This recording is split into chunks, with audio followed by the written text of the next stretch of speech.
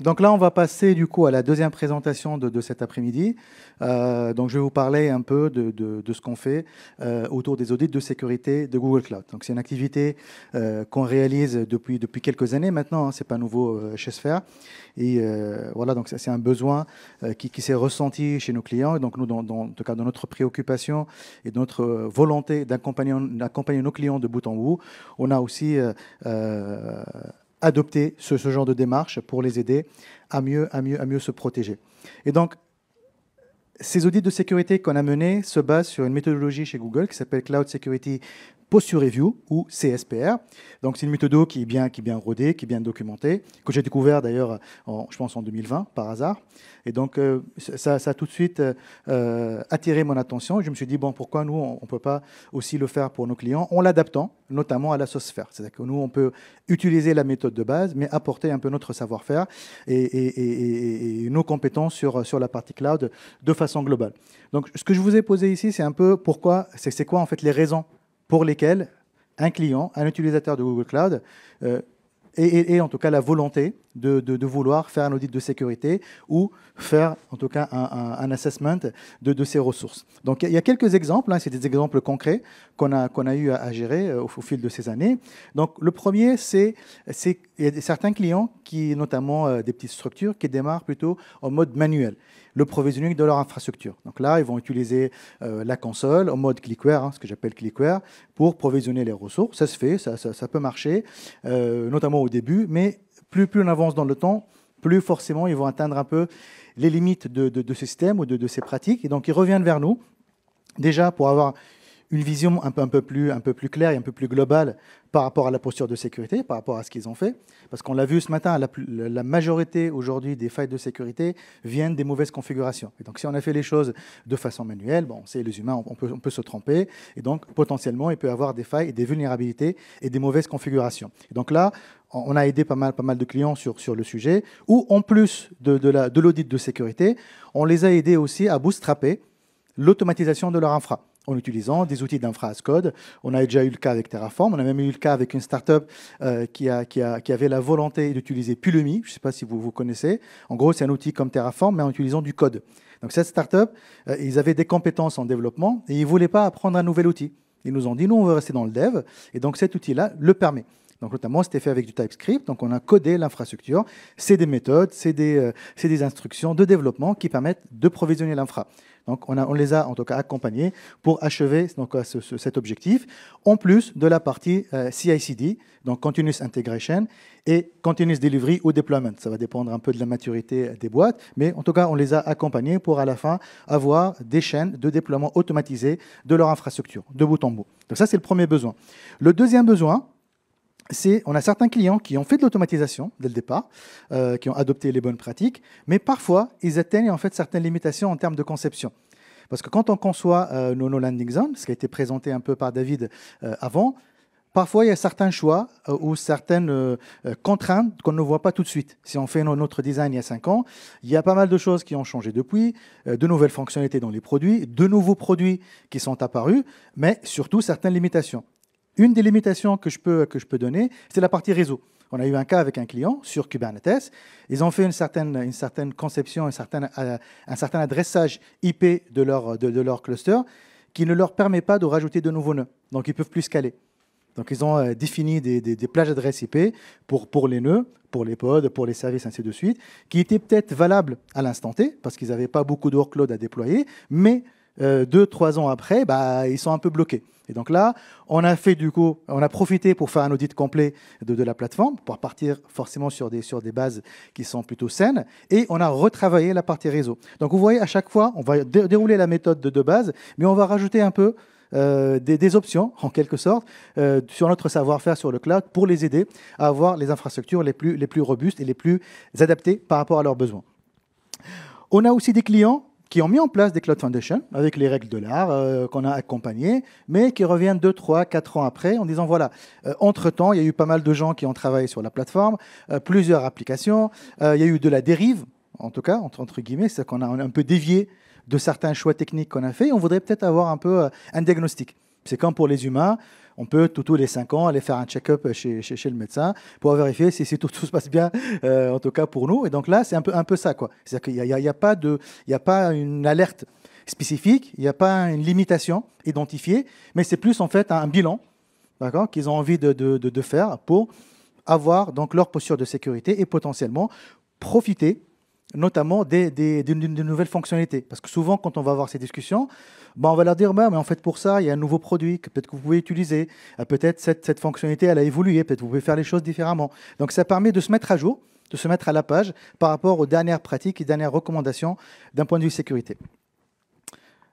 On a aussi, je vais finir après par les issues, mais on a aussi tout ce qui est compliance et régulation, ou tout ce qui est réglementaire. Alors, nous, dans la méthodologie, on n'a pas vocation à auditer et à donner des certifications à nos clients sur PCI DSS, par exemple pour les cartes bancaires ou pour les données de santé ou autres. Nous, on est là peut-être pour les aider à devenir auditables. On a déjà eu le cas, en fait. On avait un client qui avait son business en Europe, et donc qui maintenant va être racheté par une autre entité aux États-Unis. Donc, il fallait redéployer la même plateforme aux US. Et donc, parmi les conditions qui étaient mises sur la table, c'est de dire, voilà, nous, avant de pouvoir vous héberger, en tout cas aux US, pouvoir en tout cas exploiter votre solution, on a besoin que vous soyez audité par un organisme aux US qui va vérifier que vous êtes compliant avec les lois sur place. Et donc, pour l'anecdote, c'est un client en fait, que nous, on a accompagné dès le départ, en tout cas pour son expansion en France.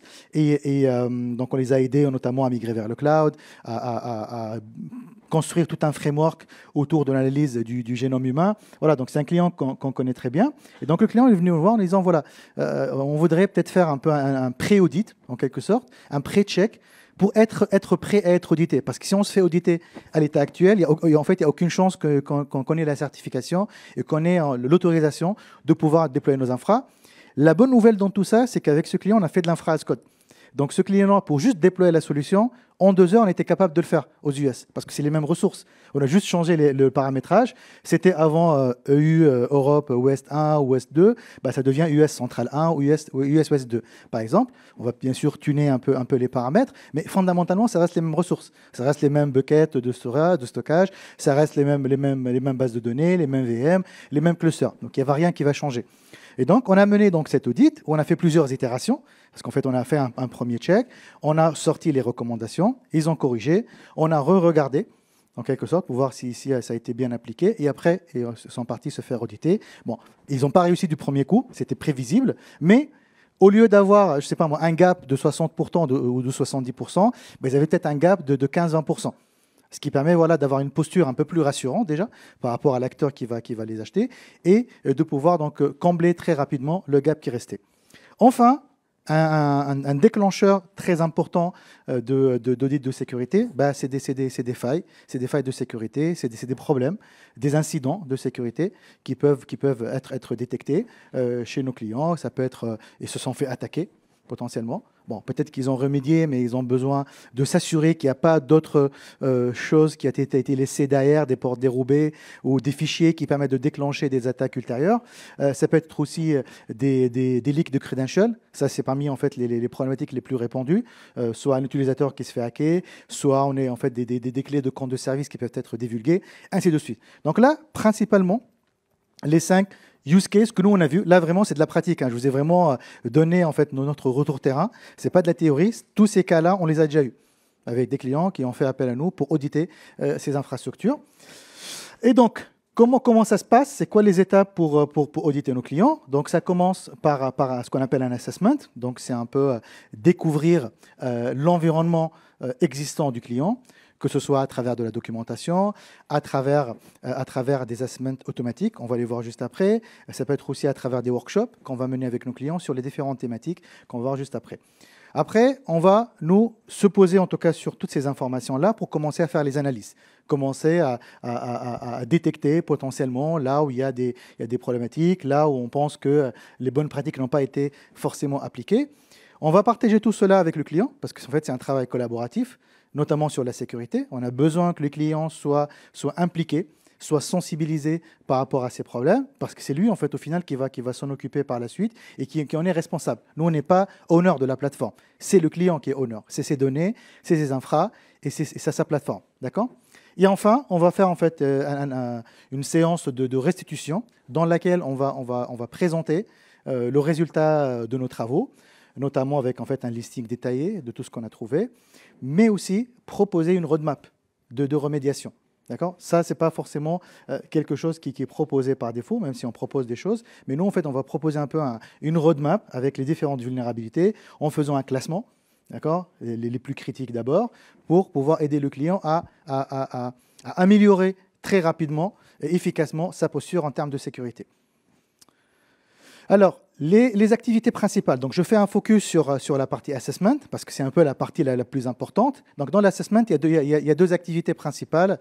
D'ailleurs, entre parenthèses, ces images ont été générées avec de l'IA. Donc, je m'amuse un peu en ce moment, donc c'est top. Ça permet de créer des images. Je ne suis pas très fort, hein, mais bon, j'essaie. Donc, en tout cas, sur la première, c'est plutôt la partie automatisée. Aujourd'hui, chez Google, en fait, il y a une API qui s'appelle Cloud Asset Inventory API, qui permet en fait de collecter un inventaire sur les ressources. D'accord ? C'est un extract qu'on va demander au client. C'est le client qui va le faire d'ailleurs.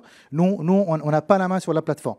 On peut demander des accès en lecture seule, d'accord, pour pouvoir un peu naviguer, aller voir un peu ce qui se passe. Mais en aucun cas, on a la main pour aller extraire des informations ou le déposer quelque part. Donc, c'est le client qui va nous faire un export. On va lui donner les commandes nécessaires. En fait, il y a un manuel, il y a un mode-up qu'on fournit au client avec lequel il va nous extraire toutes ces informations et les mettre à disposition. Donc, il va les mettre dans des buckets, dans un bucket dédié par rapport à ça. Donc, on va extraire les droits IAM, on va extraire le listing des ressources comme BigQuery, Cloud Storage, les VM, en fait, tout ce qui tourne autour dans GCP. Et donc, tout ça, nous, on va le stocker dans BigQuery. Forcément, c'est un peu l'outil analytique chez Google. Et par la suite, il y a une moulinette qu'on va passer automatiquement qui va détecter, d'accord, s'il y a des problèmes, s'il y a des vulnérabilités. Mais pas que, parce que ça va aussi remonter, d'accord, l'état actuel des choses. Est-ce qu'ils utilisent des shards VPC ou pas? Est-ce que quelles sont, par exemple, les stratégies en termes de chiffrement qui sont utilisés aujourd'hui? On va détecter s'il y a des Customer Managed Encryption Keys. Est-ce qu'il y a l'utilisation d'un HSM? Ainsi de suite. Donc, on va essayer d'avoir un maximum d'informations de façon automatisée. Sauf que ça ne suffit pas. C'est pour ça qu'on va mener des workshops. Alors, les workshops, ça va ressembler sensiblement à ce qui a été vu au niveau de la landing zone, parce qu'au final, en fait, c'est les mêmes thématiques. On ne va pas inventer de nouvelles thématiques, des nouvelles familles de ressources. On va parler de l'IAM, on va parler des VM, ainsi de suite. Donc, on va faire des workshops, mais c'est à l'envers. Là, on est plutôt en mode, on pose des questions. On pose des questions. Pourquoi vous avez fait ce choix? Parce qu'on a la façon automatique, mais ça ne va pas nous donner justement en fait, les justifications. Pourquoi vous avez adopté tel choix? Parce que parfois, ça peut être justifié. Il peut ne pas correspondre exactement à la bonne pratique qui est émise par Google, mais ça a du sens par rapport au contexte du client. Et donc là, on va mener un certain nombre de workshops. Souvent, c'est des workshops de 2-3 heures par thématique, voilà, dans lesquels on va aborder tous ces sujets. Et c'est aussi l'occasion de parler un peu plus large aussi hein, avec le client. Là, on n'est pas là uniquement pour dérouler une méthodologie qui est un peu rigide. On est aussi là pour engager la discussion sur pas mal de sujets, pas mal de thématiques, notamment les nouvelles fonctionnalités. Parler parfois, si on a des informations, sur des produits qui sont en test ou en preview, qu'on pourra recommander aux clients. Alors, quels sont les domaines qui sont couverts? Donc, on ne va pas trop s'attarder sur cette partie parce que c'est des sujets que vous avez déjà vus avec la landing zone, où je pense que vous êtes déjà familier. On a en fait tout ce qui est sécurité et compliance. Donc là, on va voir tout ce qui est gestion des ressources. D'accord? Est-ce que, comment l'organisation comment elle est faite? Est-ce qu'on utilise des folders ou pas? On a déjà vu des clients qu'on a audités qui ont un seul projet dans lequel il y a toutes leurs ressources. Ça, bien évidemment, ce n'est pas une bonne pratique en termes de sécurité. Ce n'est pas une vulnérabilité, une faille en soi, mais ce n'est pas une bonne pratique. Parce que demain, s'il y a un problème avec le projet, en fait, toute leur production, elle tombe. On a besoin de diviser les applications, de les mettre un peu dans des périmètres un peu plus petits et donner les droits uniquement sur chacune des applications. On va auditer, donc on va parler aussi Organization Policies, David en a parlé, notamment, en fait, c'est un peu des règles un peu globales qu'on peut définir sur l'orga, sur les folders ou les projets. Par exemple, je peux imposer que toutes les ressources qui sont créées, elles sont créées en Europe ou en France. D'accord? Ça, c'est une pratique assez courante. Je peux, par exemple, interdire l'accès aux VM à Internet. Elles ne doivent pas s'exposer, elles doivent être derrière un load balancer. obligatoirement. Je peux interdire par défaut, par exemple, la création du réseau par défaut, interdire la création des clés des comptes de service, ainsi de suite. Donc aujourd'hui, il y en a des dizaines. Quand j'ai commencé à travailler sur Google, il y a à peu près 6 ans, il y avait peut-être, déjà, ça n'existait pas, les organization policies, mais après, quand ça est apparu, il y avait peut-être 5-6 règles. Et tous les mois, quasiment, il y a de nouvelles règles qui sont rajoutées par famille de produits. Aujourd'hui, on est à plus de 120, 130, 140. Je ne vais pas m'engager sur le chiffre, mais il y en a pas mal, OK, par famille de produits. On va parler IAM aussi. Vérifier que le principe de liste privilège est appliqué. D'accord? C'est un principe fondamental. C'est un pattern dans l'infra. Et donc, l'idée, c'est voilà, de s'assurer que des droits minimums nécessaires sont donnés aux utilisateurs pour faire leur job. Si j'ai un développeur qui a besoin d'une VM et d'une base de données SQL, je vais lui donner les droits uniquement sur ces deux produits. Je n'ai pas besoin de lui donner des droits larges sur tout un projet. Donc, je vais minimiser, d'accord, le périmètre d'utilisation de ces ressources pour justement limiter la surface d'attaque. Donc, moins on a de permissions, moins il y a de risque d'avoir des problèmes si un jour on se fait hacker. Donc, on va vérifier tout ça. On va vérifier la gestion des identités, les utilisateurs, les groupes, ainsi de suite. Un morceau très, très, très important, c'est le réseau. On sait très bien que la plupart des attaques vont arriver par le réseau, forcément. Il faut avoir, en fait, il faut qu'il y ait un accès. Et donc là, on va revoir l'architecture des VPC. On va parler des VPC Service Control pour tout ce qui est établissement de périmètre de sécurité et prévention contre l'exfiltration de données. On va parler DNS, on va parler CDN, on va parler load balancer, ainsi de suite. Okay, donc ça, c'était vraiment un morceau très, très, très important. On va avoir aussi la partie sécurité. Donc la sécurité, pareil, c'est un gros sujet, en tout cas pour ces workshops. Il y a la sécurité au sens large, mais il y a aussi la sécurité par thématique. Donc on a la sécurité de la donnée, d'accord ? Comment on chiffre les données, comment on les utilise. Donc là, on a vu quels sont les différents types de chiffrement qui sont disponibles aujourd'hui, qui vont du chiffrement par défaut jusqu'à l'external key manager, notamment avec Sens. Donc ça, on a vu vraiment, il y a un range qui est grand aujourd'hui chez Google qu'on peut utiliser. On va voir aussi la spécificité de chacun des produits, notamment par exemple sur BigQuery, comment on peut créer par exemple des vues spécifiques pour un sous-ensemble de données. On va voir côté cloud storage, comment on peut classifier les données par exemple par bucket, comment on peut mettre en place des règles de cycle de vie. Je supprime, par exemple, mes logs automatiquement après 1 an parce que j'ai des contraintes réglementaires pour les garder, ainsi de suite. D'accord ? Donc là, il y a beaucoup de choses à aborder. La partie Kubernetes, ça va dépendre des clients, s'il y a du Kube. Et donc là, on va voir 2 choses.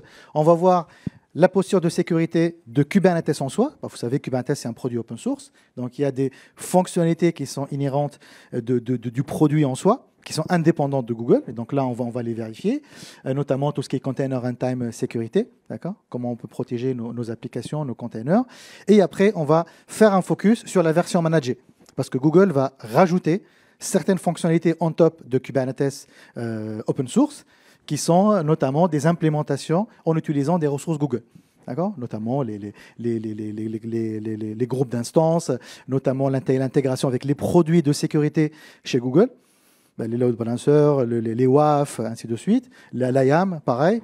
Et on va aussi vérifier tout ce qui est configuration. Donc là, on peut aussi aller un peu plus en détail sur la partie Kubernetes, parce que c'est quelque chose aussi sur laquelle on peut aider nos clients. Et d'ailleurs, on est aussi formateur sur Kubernetes. Je ne sais pas si Thomas on a parlé ce matin, mais on est aussi autorisé par la Linux Foundation pour donner les formations sur Kube. Et enfin, on a la sécurité des opérations. Ça englobe tout ce qui est logging, monitoring, observabilité, APM, ainsi de suite. Donc tout ce qui est gestion des analyses de performance, ainsi de suite. Okay ? Donc ça, c'est un peu tout le scope qu'on va couvrir dans nos audits de sécurité. Les livrables, c'est important. Donc ça, je pense que les clients aiment bien qu'on ait quelque chose de concret à la fin de cet audit. Et donc les livrables qu'on va proposer, donc il y a le livrable principal, c'est le rapport de recommandation ou le rapport final. Okay ? Donc dans ce rapport, on va trouver principalement déjà en fait un résumé déjà donc de notre intervention, de ce qu'on a fait, qu'est-ce qu'on a vérifié, et on va relever quelles sont les zones d'excellence, quels sont les domaines d'excellence. Parce que clairement, quand on fait un audit, on n'est pas là uniquement pour relever les mauvais points, mais aussi on est là aussi pour mettre en évidence les bons points. les bonnes choses qui ont été faites par les clients, parce qu'il y a des choses de fait, d'accord, on ne part pas de zéro. Donc là, on va les mettre en évidence. On va aussi détailler donc, les domaines d'amélioration, d'accord, qui peuvent être menés. On peut aussi aborder des thématiques custom, comme je disais, on peut parler CI/CD, on peut faire un focus sur un produit bien particulier. On a eu le cas avec Cloud SQL, on a eu le cas avec Kubernetes, donc on peut rajouter un ou deux topics, pas plus, parce que sinon on ne pourra pas tenir les délais, pour l'aborder avec le client. Et enfin, vous allez avoir en fait un listing détaillé de toutes les findings, ce qu'on appelle les findings, en tout cas les contrôles qu'on a testés, et vous allez en fait les retrouver sous ce format. Donc là, ça, vous avez en fait un peu des tableaux de résumé, notamment aussi par priorité, mais on a le même par effort, d'accord, par thématique. Donc vous avez donc le nombre par niveau de criticité, high, medium et low, et vous avez donc le détail. Donc chaque règle, on va avoir en fait la priorité, l'effort, on va avoir en fait l'explication de quoi on parle. Qu'est-ce qu'on a trouvé, notamment par exemple ici, there is no policy API key rotation defined. Ça, c'est nous qui l'avons rajouté, qui l'avons détecté, d'accord, en disant que le client n'a pas de politique pour faire la rotation des clés d'API. Et enfin, on va en fait donner la recommandation, avant-dernier, donc on va donner la recommandation, qu'est-ce qu'on recommande au client, et les références dans la documentation s'il existe. Okay, comme ça, le client, il a tout ce qu'il faut.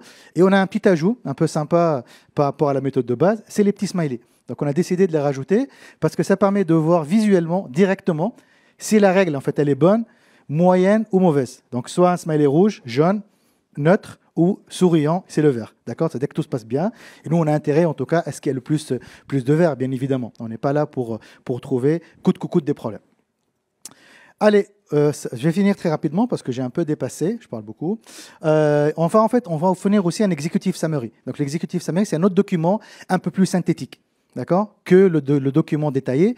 Dans le document détaillé, en fait, on a plus d'une centaine de pages. Là, on va avoir un executive summary entre 10 et 20 pages, où on va aussi donner des statistiques par rapport à ce qu'on a trouvé. Donc là, typiquement, on a les findings par priorité. On va aussi trouver en fait le breakdown par section. Pour chaque section, combien, par exemple, ici, on voit que pour la partie Cloud Resource Management, on a pas mal de findings qui sont avec une priorité élevée. Par rapport à l'AVM, on n'a pas mal. On a pas mal de choses qui sont plutôt médium. Enfin, on propose aussi en option un contre-audit. Ça, c'est quelque chose aussi qu'on a mis en place en disant, voilà, OK, donc là, on va vous fournir un rapport de recommandation. On va vous laisser un peu de temps, quelques mois, une année. Prenez le temps qu'il faut, d'accord, pour prioriser et pour commencer à corriger les problématiques. Et peut-être qu'on pourra revenir faire un contre-audit pour repasser notre moulinette, d'accord, pour rediscuter et voir si les choses se sont améliorées et pourquoi pas amener de nouvelles recommandations et surtout apporter une mise à jour des produits et services potentiellement qui ont évolué entre-temps. Voilà, ça c'était un peu notre audit de sécurité qui aujourd'hui est très mature puisqu'on l'a déroulé plusieurs fois, au moins 6-7 fois chez des clients de différentes tailles, de différentes industries. Voilà, je vous remercie pour votre attention.